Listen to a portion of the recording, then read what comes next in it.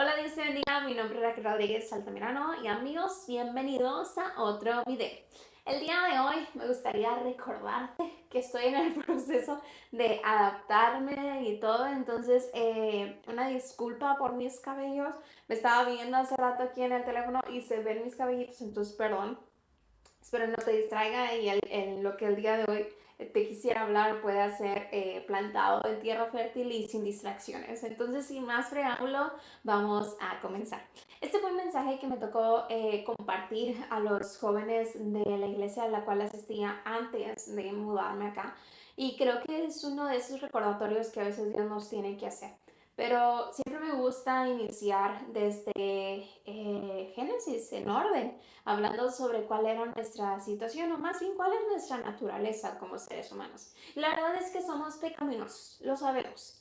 Pero en Génesis nos narra que estando en el Edén vino este animal astuto y tuvo una conversación con Eva. Pero no solo eso, sino que ante este animal astuto pintó algo que Dios ya había estipulado como algo novedoso y cambiando y manipulando ciertas palabras, el cual Eva se dio y tomó de este alimento y pecó contra Dios. Ahora recordemos que pecar contra Dios es obedecer, y solo haciendo un paréntesis en esto porque no va tan relacionado, pero pecado es desobedecer lo que Dios estipula.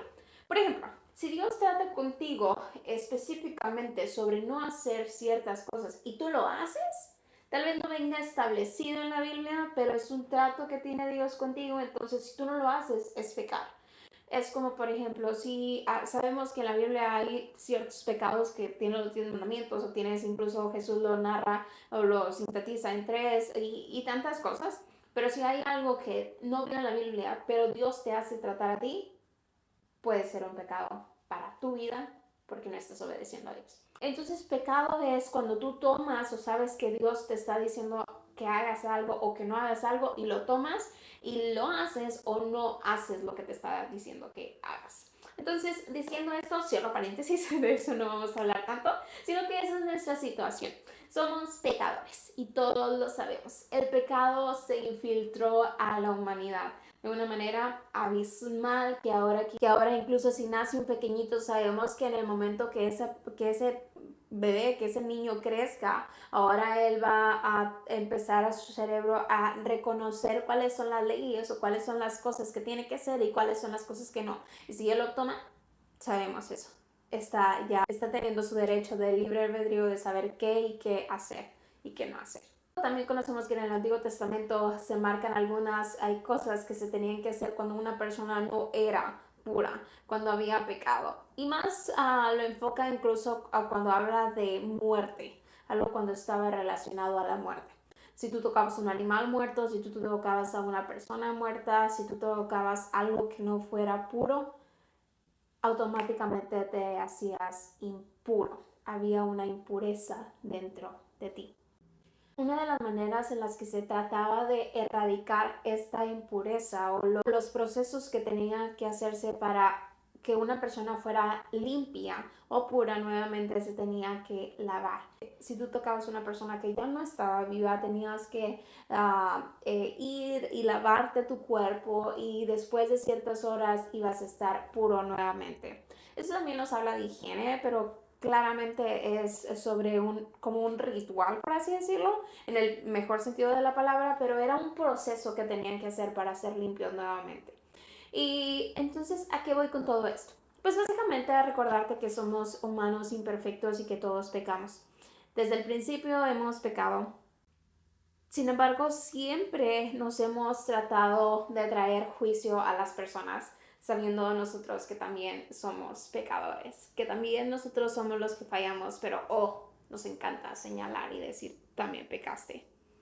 Y hay una frase que me ha ayudado a mí mucho en ese aspecto, que es una que dijo Juan Diego Luna, y es de la persona de aquí que está aquí. Quien más necesita la gracia soy yo.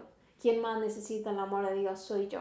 Y no en este aspecto de hacerte acá, sino de bajarte y humillarte y decir, en vez de estar juzgando, yo soy el que necesita más la gracia de Dios, porque si no estaría perdida totalmente. Pero recordemos el sacrificio abismal que hizo Jesús, el sacrificio literalmente sacrificial y un servicio total que vino a revolucionar este mundo. Um, Me impresiona mucho y la palabra revolution o revolución en inglés hace referencia también o vienen ahí como medio escondido la palabra love, que es palabra de amor. Y me encanta esto porque la revolución fue una revolución que trajo tanto amor consigo, revolucionó perspectivas, revolucionó incluso doctrinas, revolucionó aspectos, vino a traer libertad, vino a traer tantas cosas que hoy incluso esa revolución que hizo hace miles de años sigue vigente y está el día de hoy a la puerta si tú lo recibes, el sacrificio que Él ha hecho. Y hace unos meses fui a una convención con unos amigos a Puebla y estuvo increíble, pero sabes, si hay algo que me impresionó es que nos llevaron a pueblitos y lo típico de México de cierta manera, en los pueblitos son las catedrales que tienen muchísimo año y tantas cosas, y mientras que íbamos caminando hacia la catedral, estaba mega arreglada, mega así, y las catedrales generalmente están enfrente de una placita, entonces fuimos a la placita y después a la catedral, y la persona que nos estaba dando el tour, que nos estaba diciendo todo lo que había ahí en ese pequeño pueblito, básicamente nos estaba diciendo que afuera de ese edificio, afuera de esa catedral, habían tumbas de personas que eran personas pudientes, que pagaban para que sus seres queridos estuvieran ahí, literal, a la entrada de la catedral, en el piso. Y yo me quedé un poco choqueada porque ¿cómo esto es posible? Pero ella nos contaba que básicamente hacían esto las personas para tener o estar seguros de que iban a tener un lugar en el cielo. Choqueante. Claro que no. En la vida hoy en día, cualquier ciudadano, o sea, yo estoy por primera, no podría pagar tanto dinero como para que me enterraran enfrente de la catedral. Y aún si fuera cualquier iglesia, cualquier catedral, obviamente no tendría un peso porque ya Jesús hizo el sacrificio mayor. Ya tenemos libre entrada porque el santo se hizo pecador por nosotros y vino a traer una revolución total. Pues ahora nuestra historia es distinta. Somos llamados santos. ¿Santos porque lo seamos? Claro que no. Santos porque ahora ha habido una transfusión de sangre. Ya no hay sangre pecadora en nosotros, sino que ahora Jesús ha venido y nos ha dado de su sangre. Y ahora, gracias a eso, podemos ir confiadamente ante el Padre y el Padre nos ve como sus hijos. Gracias al sacrificio que hizo Jesús en la cruz, el único que no sigue los patrones de impureza.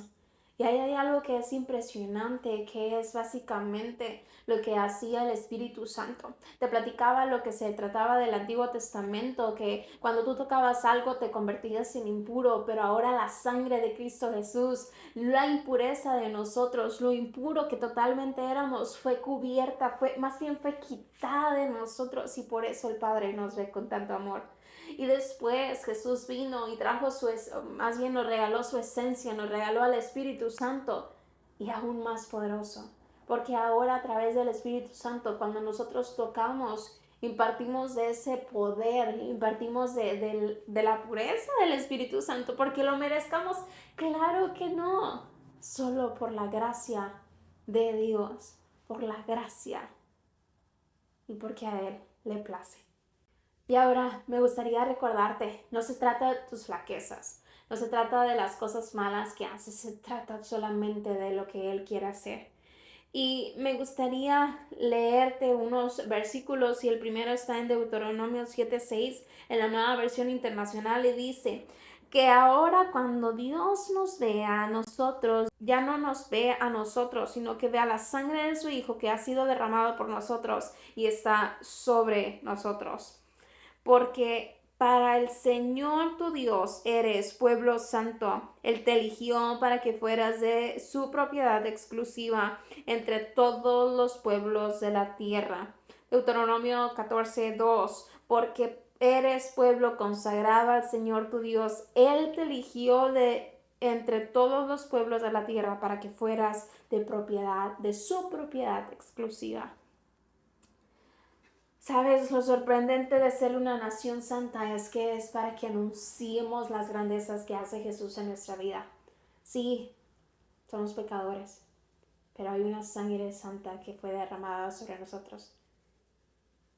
Y a través de esa podemos anunciar las grandezas que hace Dios en nuestra vida. ¿Por qué darte un regalo tan preciado? Y el sacrificio de Jesús fue trascendente. Pero cuando estás tan enamorado de Él, lo anuncias. La Biblia nos dice que seamos como niños y hace meses me ponía a meditar en esto. Tengo 3 sobrinos, pero 2 de ellos están fascinados con Spider-Man. Les encanta las aventuras, de que él, lo que hace y todo. Y sabes, ellos cualquier producto que vean de Spider-Man lo quieren tener. Y traen, a veces se ponen la máscara, las playeras, toda su ropa, literalmente toda su ropa, hasta sus calcetines. Pero porque a veces estamos tan fascinados con otras cosas y no con la persona que nos dio todo, la persona que entregó todo. Si estuviéramos tan fascinados como mis sobrinos están con Spider-Man, podríamos cambiar el mundo. Pudiéramos anunciar totalmente y con libertad y sin prejuicios el sacrificio que hizo nuestro Salvador. Así que el día de hoy solo es un recordatorio que somos santos por el santo. Somos una nación santa por el sacrificio abismal que hizo Jesús. Pero recuerda, no te guardes ese sacrificio para ti, compártelo, porque hay un peso de gloria en él. Y este día y nos vemos el próximo miércoles a las 3 de la tarde.